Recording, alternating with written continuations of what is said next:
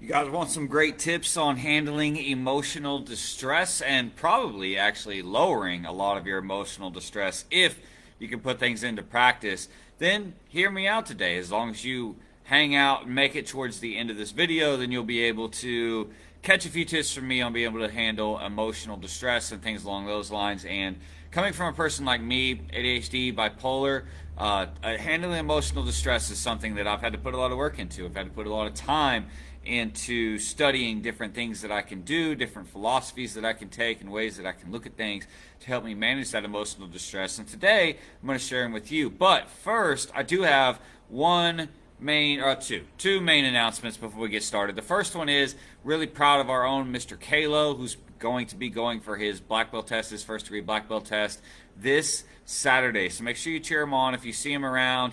Wish him good luck, good skill. I'm pretty sure he's going to do awesome. This black belt test is really, really difficult. 6 hours long. It starts off with a 2-mile run, right? And then 500 kicks, and then all your forms, and then you got to spar for an hour, and then you got to do it all again. Like there's a whole lot to it. And then also on April 30th, I think it's April 30th. Yeah, we're having a free women's self-defense and active protection workshop. I think we have 5 or 6 spots still available. So if you get the chance to check that out, you can find that in a lot of various places. Hey, Bill, Uncle Bill, watching on Instagram. Good to see you on here. So today's episode of Teammate Talks, we're mostly here to talk about ways to handle emotional distress. And a lot of times it comes down to how we look at things. Now, what I want to start with talking about today comes down to our core part of our philosophy of what things are built on here at Peaceful Warriors, which our first form has 24 movements in it, representing 24 hours of the day, or as we say, it's representing the balance in all things. And a lot of our foundational skills, so our teammate life skills and things along those lines, also need balance, right? Because you can go too far one way, too far the other way, and then cause yourself trouble. So our foundational skill this week is patience. Patience. So we've got to start off by defining patience. A lot of us, and I mean, every time I ask this, I always get a ton of people saying, oh, it's easy. Patience means to wait. And no, it does not really. Patience or waiting is a good way to show patience, but it's not actually what patience means. When you dig into that, you'll find that patience is really actually a really big subject that can bring a lot of value into what you do, into your life, and into how to handle emotional distress. So I'm going to talk about like kind of two sides of the same coin when it comes to patience to start with. The first part of it, so on one side of the coin, taking more responsibility for situations that you find yourself in and decisions that you make or other things that wind up having taking some kind of radical responsibility for things that happen and accepting them as your responsibility gives you a lot more power over your life than a lot of people even realize that they have over their lives. We do have a lot more power, a lot more control over a lot of things than a lot of us think we do. So on one hand, it becomes really easy to blame others or to play the victim or things along those lines if we don't know how to take responsibility for our own part in our situations and the things that happen to us. On the other hand, it's also extremely arrogant to believe that you can actually control every little detail or aspect of a situation and its outcomes. Both of these things will cause us emotional distress, right? So on the first one, if we're not good about taking good responsibility, radical responsibility for our part that we play in situations, for our words and our actions, then we start to feel like we have no control over anything. We start to feel like the victim of everybody else, and then that can cause us a large amount of emotional distress, where in reality there are a lot of those things that we could have been in control over to prevent the full-on situation that happened. And on the other side of that coin, believing that we can control every little detail and every little aspect about what happens, which is a little bit on the arrogant side, can also cause us a lot of an emotional distress when things don't turn out exactly the way we wanted it to, right? So on one hand, we've got to take responsibility for our own actions and words when it comes to certain situations, because otherwise, like I said, we'll end up blaming others, we'll feel really frustrated, and we'll end up playing the victim. And sorry, I had some notes and I kind of got off track here. But if you can learn to just accept responsibility for a large chunk of how a situation comes out. That can help you feel like you can exercise a lot more control. And like I said, on the other hand, you have to understand that you're not in control of the entire situation. So what this comes down to is you have to realize the difference between what is actually in your control and what is not. And this is actually a very simple concept. So the concept is basically this: you're in control of your actions. You're in control of your responses. So you're in control of how you cope with a situation and the input and influence that you put in a situation. You are not in control of other people's words. You are not in control of other people's actions, and you are not in control of other people's input into the situation. And most situations are a build of both your inputs and other people's inputs, right? So learning to focus on the things that you can control can certainly give you a lot more control, I guess, over situations than you think it can, while also eliminating some of the emotional distress, for one, from blaming others, and eliminating some of the emotional distress caused by a situation not turning out the way that you hoped or the way that you worked for it to turn out, because maybe there were some other factors involved, right?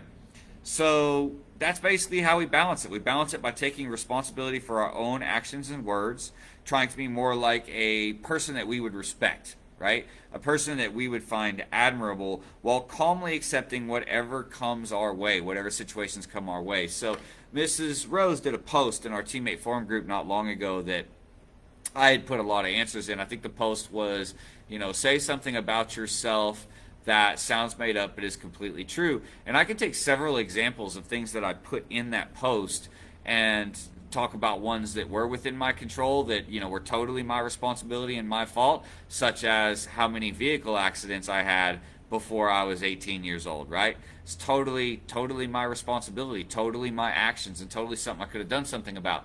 But then you can look at some of the other things I put on that post, like I was struck by lightning when I was 12. Well, that's something I had absolutely no control over, right? So on the lightning thing that I had absolutely no control over, learning to accept that situation as just is what it is and work with it from what I've got allows me to not be as emotionally distressed by it happening to me. On the other hand, taking responsibility for my own actions when it came to all those vehicle accidents I had before I was 18 years old allowed me to make changes so that I haven't had an accident since, right? So there's a play on both sides of that coin. There's an example, a play on both sides of that coin of where both taking more responsibility for your actions as well as understanding that not everything is in your control, both different parts of patience, can help us relieve emotional distress and move forward in our life, right? Now, sometimes we're also going to make mistakes, especially as parents. We have kids and stuff like that. We're going to make a lot of different mistakes, and it's going to be difficult to hold our patience all the time, right? So that's a really difficult thing for parents. It's easy to get overwhelmed because life moves fast enough as it is, and then you got these little ones running around and they expect to learn everything from you, and it's really easy to get frustrated, annoyed, and extremely overwhelmed. But at the same time, these are the times that you get to set the example to your kids of how to deal with being overwhelmed. So one of the things that helps there, patience, accept that there's a lot of things going on, and accept the fact that you can only do one thing at a time. You can only manage one thing at a time. And so try to, set some sort of priority list and try to just manage one thing at a time when you're overwhelmed. Sets a good example for helping kids learn how to cope when they become overwhelmed as well. But we all make mistakes, right? So patience is about staying calm under pressure. It's about being calm in just about any situation, whether we have to wait, whether it's a little petty annoyance of some kind, maybe we're traveling and our reservation for a room got canceled, something along those lines, right? Being able to accept those things calmly, or also being able to accept our responsibility in those things, right? It's a really, really big tool, really important tool for handling emotional distress. But sometimes we make mistakes. Sometimes we're not able to stay calm. Sometimes we yell. Sometimes we flip out, things along those lines. And so there's a couple of important things we have to do whenever we make a mistake, when it comes to one of our foundational skills, such as patience, right? I said before, and I'll say it again, guilt is both the curse and the blessing of those that want to be better people, right? So if you already feel like you didn't handle the situation well, don't just stick to your guns and then pretend it never happened and then move through that. You know what I mean? Like, you've got to take the time to make an impact, to make a difference, to make a change, and especially with your kids, to show them how to handle making a mistake, how to accept the fact that you did make a mistake, how to take responsibility for it, and then how to use patience to calmly handle that situation. So that comes down to, like, basically we would call it apologizing, right? But there's more than one step to apologizing, right? The first step is the apology. And in the apology, it's important that we admit to our own responsibility to the mistakes that we made, that we admit to our own responsibility of the situation that escalated or the thing that got out of control. Right? That's step one on your apology. Step two is to tell that person and talk about a plan that you have in place to try to prevent that sort of thing from happening in the future. So this is the part that takes a little thought, and I feel like this is the most important part with kids.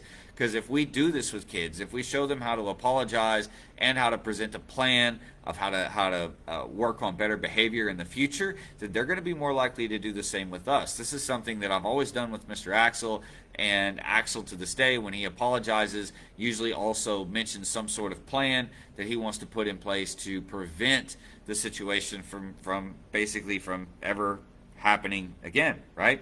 An action plan, and then of course following through with not doing it again. And here's a big part of your apology, though, that I feel like maybe it doesn't get enough attention.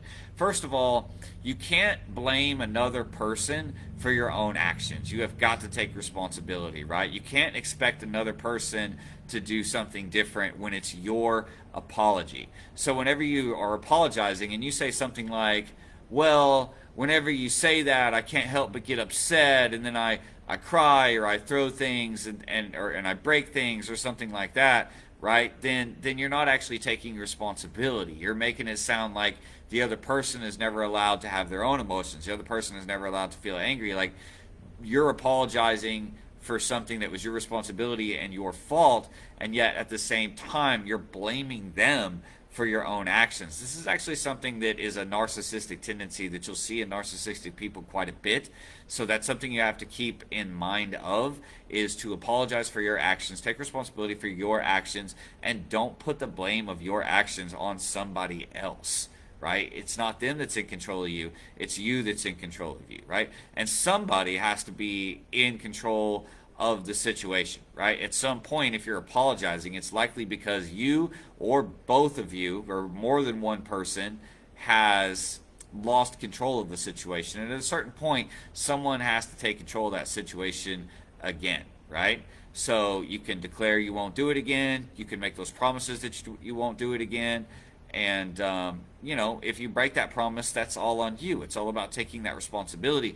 That puts enough pressure on ourselves to be able to make changes in our own lives that help us to live and be the type of person that we would admire, right? Someone that we think would be admirable, right? Or honorable. So create a plan when you apologize for things to do better. Slow down, try to recognize the signs, regulate your emotions, things along those lines, right? You cannot blame the person you're apologizing to for your own actions, though I know that's easy to do when we have kids. It's easy to lose our temper or something like that, and then we go to apologize, and it's easy to blame them. Well, if you weren't acting so crazy. Well, if you gave me 5 minutes to myself. Well, I warned you that I was on the edge of losing it, or something along those lines, right? Keep those phrases out of your apology, right? That's trying to tell somebody else, or tell your own child, that they are responsible for your emotions. And I can't think of anything that shows a lower emotional intelligence and a lower emotional maturity than blaming a child, or telling a child that your feelings are somehow their responsibility to control. It's your responsibility to guide them. It's your responsibility to teach them how to feel their feelings, how to talk about it, how to relate what they feel, relate what they need, and how to cope with it. It is not their responsibility to be in control of how you feel. That's your responsibility. Those are your emotions. It's one of the only things that you have control over. So why would you want to give that control to anyone else, whether it be a child or anyone else, right? You wouldn't want to give the control over how you feel about yourself to anyone else. If someone else has some mean stuff to say about you, or things along those lines, that person is not going to be around you nearly as much as you're going to be around yourself. So you wouldn't want to let them have control of your emotions. I mean, although some of us fall victim to that, but wouldn't want anyone else to have control of your emotions. I don't think anyone else should have control of your emotions, right? And if you can calmly accept that other people's opinions may be mean, other people's opinions may be bad about you or negative about you, or whatever the case is, the sooner you can accept that that might be the case, and accept that, and then take responsibility for your own emotions, and accept that they should have no control over your emotions. You can calmly accept the fact that someone else may have a bad opinion of you, or whatever it is. They may express it, they may try to pull you down, whatever it is, and you can accept that at the point that it doesn't affect you emotionally. Well, then you've won half the battle of life, right? It's much, much easier to be happy and stay happy under that situation. It's much easier because you're not letting other people control your emotions. And this especially is true with our own kids. We can't put that responsibility on them. It is not their responsibility to have to police how we feel, right? So don't lose control of yourself just because someone else lost control of themselves, right? Just because someone else lost control doesn't mean that you have to. In fact, that just drags you down. Like, so if you're in public and someone loses control of themselves at you or something like that, then the crowd is already going to have a lower opinion of the person that has lost their control. If you turn around and lose your control as well, then you're on that same level to anyone else that's watching. And I talk about this with active protection quite a bit, and self-defense quite a bit, especially in public places. If police are involved later, you're going to need some of the witnesses to be on your side. So you need to present yourself as an honorable and admirable person who is calm and uses their patience to try to de-escalate the situation, so that you come across as more honorable and admirable to the people who watched it. And then, so if there's police involved, something like that later, then the people are going to be like, well, I don't know, that one guy flipped out and he just went crazy. This guy was all calm and didn't do anything wrong, and then, then it came to blows or whatever. Versus, well, one guy flipped out and then the other guy lost it, and then, they're going to tell on both of you. You know what I mean? So this is where patience and staying calm can be really important for self-defense and active protection as well, right? So what I'm really trying to get at here, I guess, is that patience is the core of self-control. And so for ourselves, we need to learn to practice that patience, and we need to learn how to accept the things that come at us as they are, without having the emotional distress of feeling like they're not as they should be, right? The bad things are going to happen. It's life is not meant to be easy, right? I have a video out there somewhere that mentions that something about maybe your life isn't as hard as you think it is. Maybe it's just that you've become weakened by an easy life, right? So things are supposed to be hard in some points in time, and accepting a situation as it is, and accepting that there were factors outside of your control that led to a situation that you didn't really want to have. Once you can accept that situation instead of being frustrated and upset that it even is there to start with, which goes back to like my getting struck by lightning story, right? There's no point in continuing to get emotionally distressed and upset about it, because that is one of those things that was way outside of my control. Therefore, the only thing that is in my control is to calmly accept it and move forward with it, right? So that's the one hand. On the other hand, taking more responsibility for our position in situations. I talk about this a lot in our self-defense stuff when it comes to getting into fights and things like that, where if one person is being mean, expressing name-calling, a mean opinion or something like that, and you turn around and reciprocate and you do the same thing, then you have basically taken on responsibility for starting whatever happens next, for starting whatever fight happens next. And you don't want to be that person. And you don't want to be stuck in that situation if the police are involved or anything along those lines, right? But if you take more responsibility for a situation and you recognize that you can use your patience to stay calm in that situation while the other person is losing it, then you're more likely to come out on the upper end of that situation regardless of how it goes, right? So how can we help our kids with this? Well, for one, we need to remind them that emotions are supposed to be felt, not bottled, right? Not pushed down. If we push down those emotions, we're causing a lot of issues later in life. But just because an emotion needs to be felt doesn't mean it has to be acted on, right? So one of the best things we can teach our kids, especially when they're feeling big, strong emotions, is we can teach them to communicate how they feel. And an easy way to do this is to kind of repeat things back to them. So, how is it you're feeling right now, little Johnny? Well, I'm really mad. Oh, you're mad, are you? Why are you mad? Well, I don't know, I'm just mad. Well, why are you mad? Does it have anything to do with this that just happened or this that just happened? And try to help them work through to figure out exactly why they feel the way that they feel. And step two, remind them that they do not have to act on those emotions. And it's like, all right, now that we know how we feel, we need to feel that. We need to sit there and be okay with feeling that emotion. But at the same time, if we were to act on that emotion, we might not make the best decisions. So it's okay, we want to feel that emotion, we want to process it, but let's use our brain and our logic to actually try to come up with a better plan of action, a better response than just responding emotionally, right? So these are two great things that you can teach your kids. And then on top of that, teaching them how to tell the difference between what's in their control and what's not in their control, which, like I say, is very, very simple. I am in my control. My responses are in my control. My words are in my control, right? My emotions, maybe not always, but my responses to situations are in my control. What other people do and say is not in my control, and I shouldn't even be trying to control that, even if it's not something I want to hear, even if it's not something I agree with, right? So teaching kids to tell the difference between what they can control and what they can't control, that didn't sound right, can control and cannot control, is another very important part that can help them with their emotional regulation later, and teaching them that they do not have to act on whatever emotions that they feel. All right, guys, that's pretty much all I wanted to cover today on our foundation skill of the week this week, which, like I said, patience is what I'm talking about. So accepting things as they are. You also have to learn to accept yourself, right? I mean, how many of y'all out there ever thought or even said out loud a mean thing about yourself? And then think about it. If you'd had a friend say that to you, would you keep him as a friend? Right? Probably not. So there's a certain point where acting or taking responsibility for a situation or an action goes too far and turns itself into full-on just blaming ourselves and being mean to ourselves and just straight up basically bullying ourselves mentally. So there's an extreme side to everything that you don't want to end up landing on, right? That would be the extreme side of taking responsibility, would be full on blaming yourself, being mean to yourself. That's terrible for your self-esteem. And at the same time, it doesn't mean it's necessarily true. I've heard my talks on that before.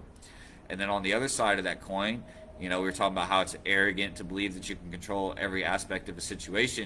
And if we take that too far, which is something I've taken both of these too far in my life, many, many times. So if you take that one too far, the believing that you can control every little thing, then you are going to be emotionally distressed by every tiny thing that does not go according to plan. And guess what? None of it's going to go exactly according to plan. So sure, it's great to have a plan, but you got to be ready to just accept what happens and turn on a dime. So, good morning. Welcome to Thursday. Until I see you guys again, be the best teammate you can be, and be the best at being you.